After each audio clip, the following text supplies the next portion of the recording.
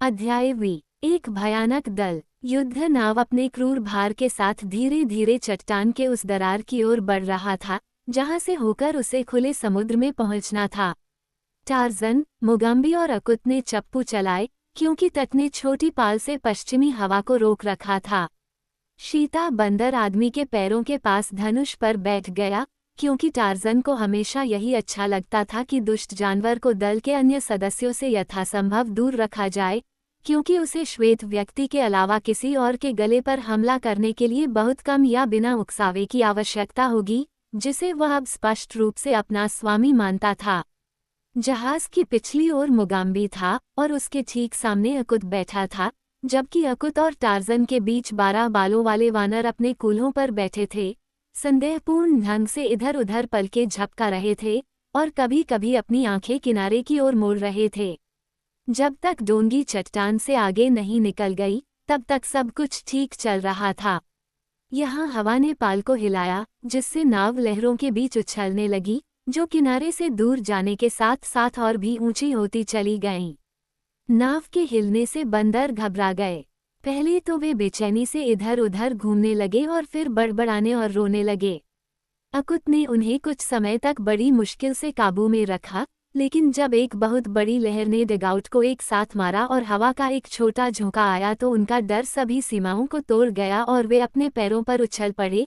इससे पहले कि अकुत और टार्ज़न मिलकर उन्हें शांत कर पाते, उन्होंने नाव को पलट दिया।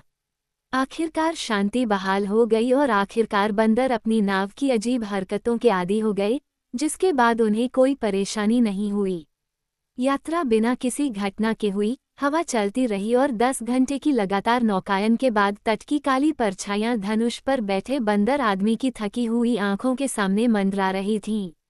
ये पहचानना बहुत मुश्किल था कि वे उगम्बी के मुहाने के करीब पहुंचे हैं या नहीं, इसलिए टार्ज़न भोर का इंतजार करने के लिए सबसे नज़दीकी बिंदु पर सर्फ के बीच से भागा। जैसे ही नाव की नाक रेत से टकराए, नाव पलट गई और वह तुरंत पलट गई और उसके सभी चालक दल के सदस्य किनारे की ओर भागने लगे। अगले तूफान ने उन्हें बार बार पलटाया, लेकिन अंततः वे सभी सुरक्षित जगह पर रेंगने में सफल रहे और कुछ ही पलों में उनका बेढंगा जहाज उनके बगल में बह गया। रात के बाकी समय में बंदर गर्मी पाने के लिए एक दूसरे से सटे बैठे रहते थे, जबकि मोगम्बी उनके पास आग जलाता था जिस पर वह बैठा रहता था। हालांकि टार्ज़न और शीता का विचार अलग था, क्योंकि उनमें से कोई भी जंगल की रात से नहीं डरता था और उनकी भूख की लगातार लालसा उन्हें शिकार की तलाश में जंगल के अंधेरे में भेज देती थी। जब दो लोगों के लिए जगह होती तो वे एक दूसरे के बगल में चलते, कभी कभी एक कतार में, पहले एक और फिर दूसरा आगे। टार्ज़न ने ही सबसे पहले मांस की गंध पकड़ी एक बैल भैंसा, और कुछ ही देर में वे दोनों चुपके से नदी के पास नरकटों के घने जंगल के बीच सो रहे जानवर के पास पहुंच गए। वे बेखबर जानवर के करीब और करीब रेंगते चले गए। शीता उसके दाहिने तरफ और टार्ज़न उसके बाएं तरफ बड़े दिल के सबसे करीब था। वे कुछ समय से एक साथ शिकार कर रहे थे, इसलिए वे एक साथ काम करते थे, केवल धीमी भुरभुराहट की आवाज़ों के साथ संकेतों के रूप में। कुछ पल के लिए वे अपने शिकार के पास चुपचाप लेटे रहे और फिर बंदर मानव के इशारे पर शीता ने बैल की पीठ पर छलांग लगाए और अपने मजबूत दांतों को बैल की गर्दन में गड़ा दिया। तुरंत ही वह जानवर दर्द और गुस्से से दहाड़ता हुआ अपने पैरों पर खड़ा हो गया और उसी पल टार्ज़न ने पत्थर के चाकू से उसके बाएं हिस्से पर हमला किया और कंधे के पीछे से लगातार वार किया। वानर मानव के एक हाथ ने उसके घने बालों को पकड़ लिया और जैसे ही वह पागलों की तरह सरकंडों के बीच से भागा, उसकी जान पर खेल रहा वह प्राणी उसके साथ घसीटा गया। लेकिन शीता ने गर्दन और पीठ को मजबूती से पकड़ रखा था और रीढ़ तक पहुंचने के प्रयास में गहरी काट रहा था। कई 100 गज तक दहाड़ता हुआ बैल अपने 2 क्रूर विरोधियों को ले जाता रहा, जब तक कि आखिरकार ब्लेड उसके दिल तक नहीं पहुंच गया और फिर एक आखिरी दहाड़ के साथ जो आधी चीख थी, वह सिर के बल जमीन पर गिर पड़ा। फिर टार्ज़न और शीता ने भरपेट खाना खाया। भोजन के बाद दोनों एक साथ झाड़ियों में लिपट गए। आदमी का काला सिर तेंदुए के भूरे रंग के हिस्से पर टिका हुआ था। भोर के कुछ समय बाद वे उठे और फिर से खाना खाया और फिर समुद्र तट पर वापस आ गए ताकि टार्ज़न बाकी लोगों को शिकार के लिए ले जा सके। जब भोजन समाप्त हो गया तो जानवर सोने के लिए लेट गए, इसलिए टार्ज़न और मुगम्बी उगम्बी नदी की खोज में निकल पड़े। वे मुश्किल से 100 गज आगे बढ़े थे कि अचानक उन्हें एक चौड़ी धारा मिली, जिसे नीग्रो ने तुरंत पहचान लिया कि यह वही धारा है जिसके नीचे से वह और उसके योद्धा अपने दुर्भाग्यपूर्ण अभियान पर समुद्र में नाव चलाकर गए थे। अब दोनों धारा के साथ साथ समुद्र तक गए और पाया कि वह धारा समुद्र तट के उस स्थान से 1 मील से अधिक दूर एक खाड़ी में गिरती थी, जहां पिछली रात डोंगी फेंकी गई थी। टार्ज़न इस खोज से बहुत प्रसन्न हुआ, क्योंकि वह जानता था कि एक बड़े जलमार्ग के आसपास उसे मूल निवासी मिल जाएंगे, और इनमें से कुछ से उसे कोई संदेह नहीं था कि वह रोकोफ और बच्चे के बारे में समाचार प्राप्त कर लेगा, क्योंकि उसे पूरा विश्वास था कि टार्ज़न को खत्म करने के बाद रूसी व्यक्ति जल्द से जल्द बच्चे से छुटकारा पा लेगा। अब वो और मुगाम्बी नाव को सीधा करके आगे बढ़े। हालांकि समुद्र तट पर लगातार आने वाली लहरों के सामने ये सबसे कठिन काम था, लेकिन आखिरकार वे सफल हुए और जल्द ही वे उगाम्बी के मुहाने की ओर तट पर पहुंच गए। यहाँ उन्हें संयुक्त धारा और ज्वार के विरुद्ध प्रवेश करने में काफ़ी कठिनाई का सामना करना पड़ा, लेकिन किनारे के करीब भंवरों का लाभ उठाकर वे शाम के समय उस स्थान के लगभग विपरीत पहुंच गए जहां उन्होंने अपने साथियों को सोते हुए छोड़ा था। नाव को एक लटकती हुई शाखा पर तेजी से टिकाते हुए दोनों जंगल में चले गए। कुछ समय बाद उन्हें कुछ वानरों का सामना करना पड़ा जो भैंस के गिरने के स्थान पर नरकटों से थोड़ा आगे फल खा रहे थे।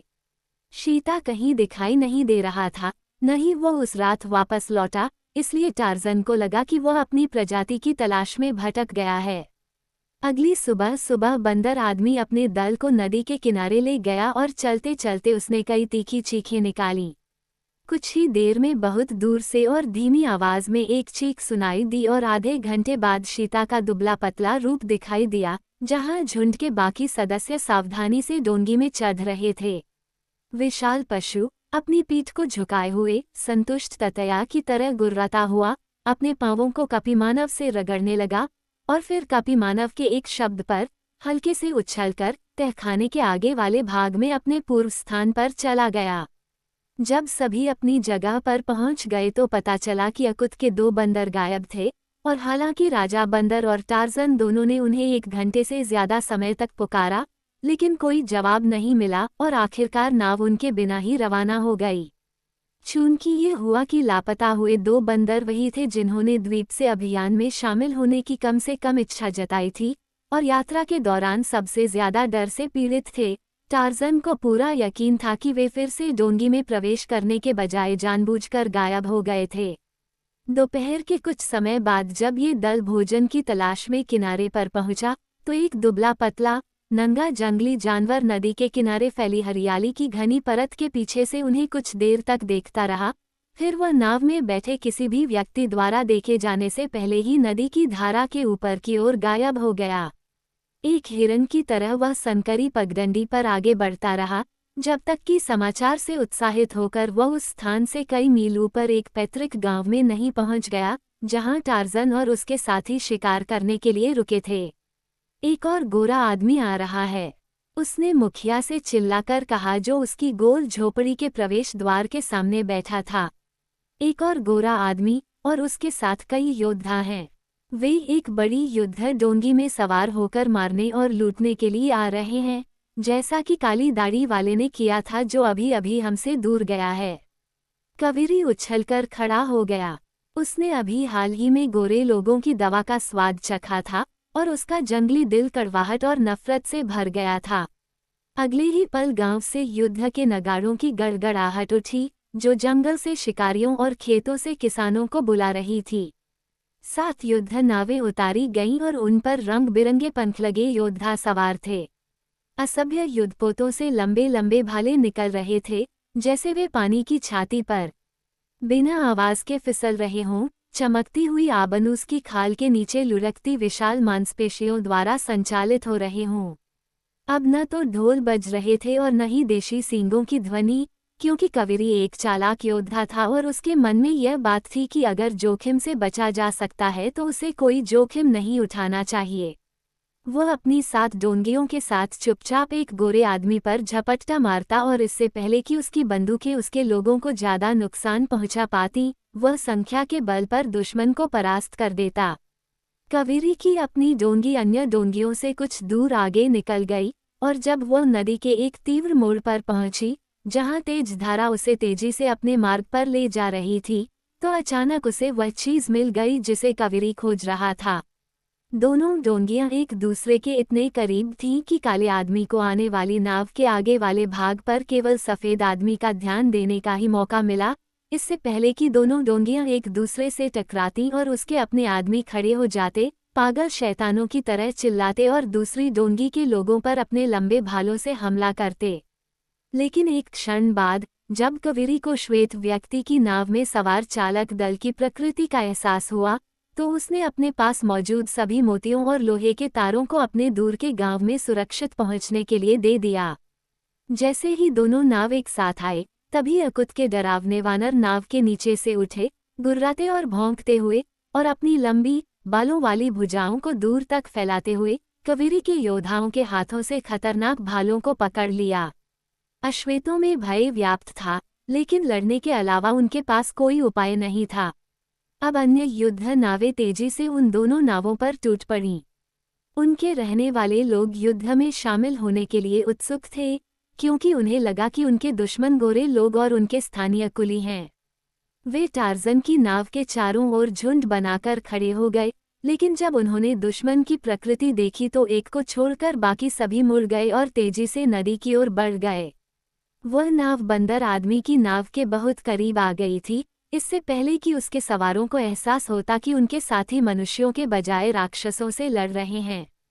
जैसे ही वह नाव उसके पास पहुंची, टार्जन ने शीता और अकुत से कुछ धीमे शब्द कहे, ताकि हमलावर योद्धाओं के भागने से पहले ही एक बहुत बड़ा चीता खून जमा देने वाली चीख के साथ उन पर झपटा और उनकी नाव के दूसरे छोर पर एक बड़ा बंदर चढ़ गया।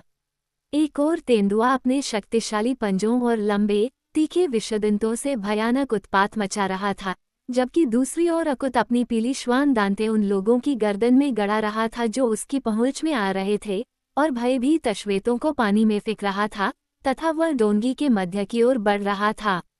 कावेरी अपने ही जहाज में घुसे राक्षसों से इतना व्यस्त था कि वह दूसरे जहाज में अपने योद्धाओं की कोई मदद नहीं कर सकता था।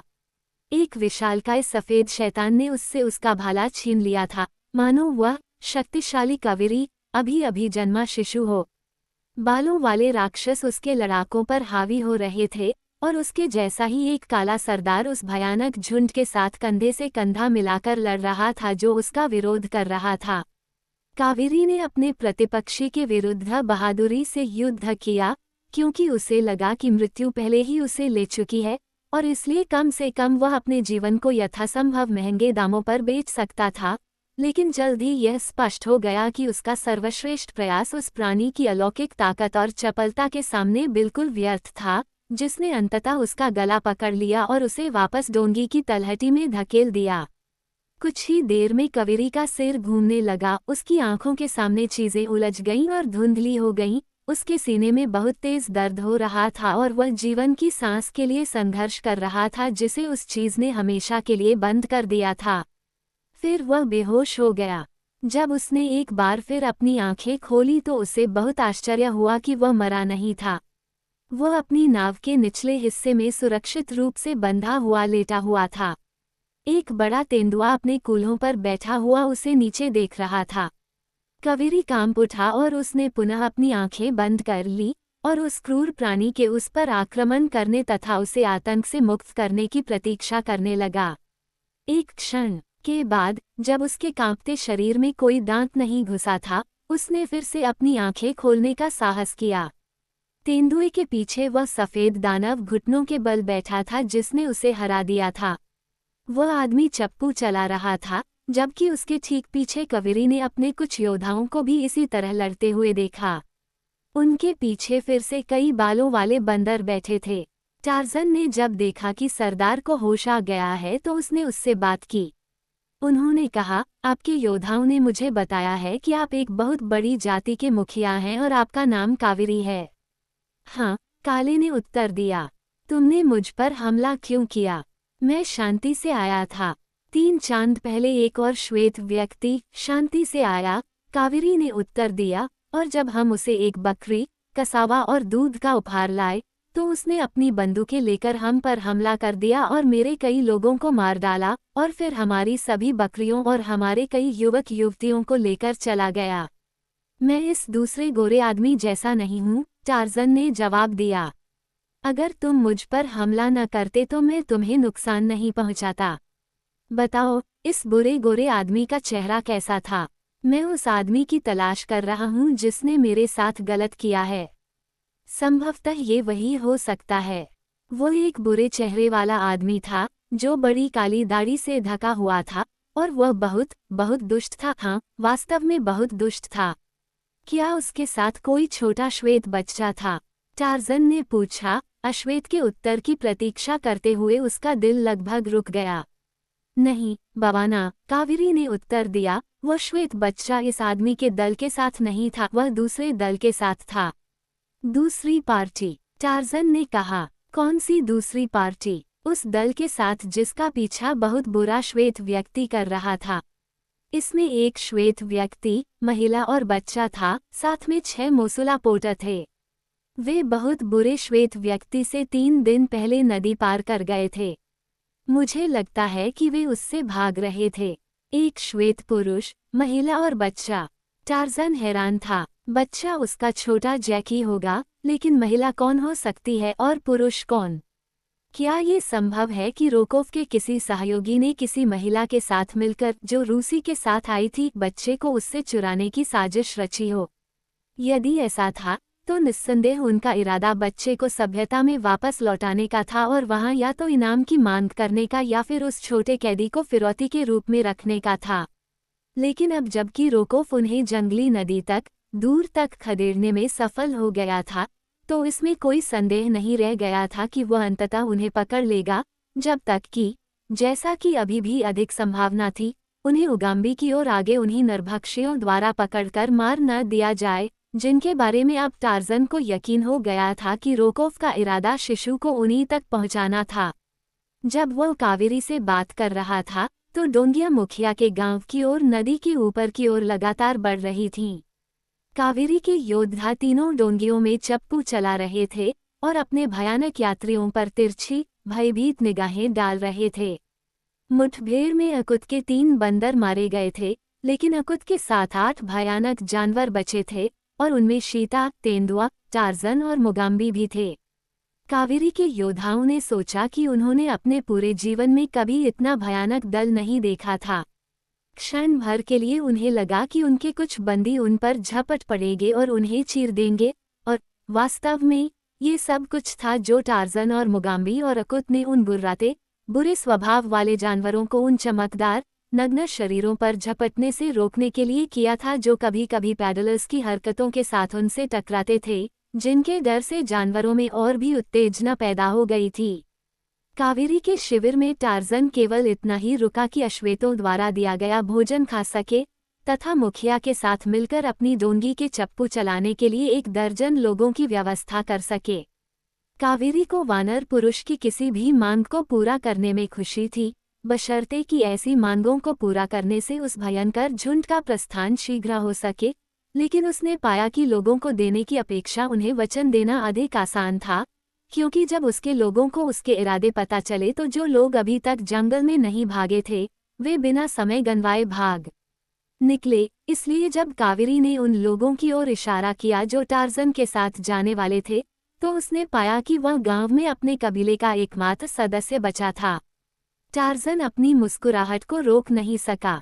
वे हमारे साथ आने के लिए उत्सुक नहीं दिखते, उन्होंने कहा, लेकिन तुम यहीं चुपचाप रहो, कावेरी, और शीघ्र ही तुम देखोगे कि तुम्हारे लोग तुम्हारे पास आ रहे हैं। तभी वानर पुरुष उठा और अपने समूह को बुलाकर मुगाम्बी को कावेरी के पास रहने का आदेश दिया और शीता तथा वानरों को अपने पीछे पीछे लेकर जंगल में गायब हो गया। आधे घंटे तक जंगल की खामोशी केवल भीड़ भाड़ वाली जिंदगी की सामान्य आवाज़ों से ही टूटती रही, जो उसके अकेलेपन को और भी कम कर रही थी। कावेरी और मुगाम्बी बाड़े से घिरे गांव में अकेले बैठे इंतजार कर रहे थे। कुछ ही देर में बहुत दूर से एक भयानक आवाज़ आई। मुगम्बी ने बंदर आदमी की अजीबोगरीब चुनौती को पहचान लिया। तुरंत ही दिशा के विभिन्न बिंदुओं से एक जैसी चीखों और चीखों का एक भयानक अर्धवृत्त उभरा, जिसमें कभी कभी भूखे तेंदुए की खून जमा देने वाली चीख भी शामिल थी।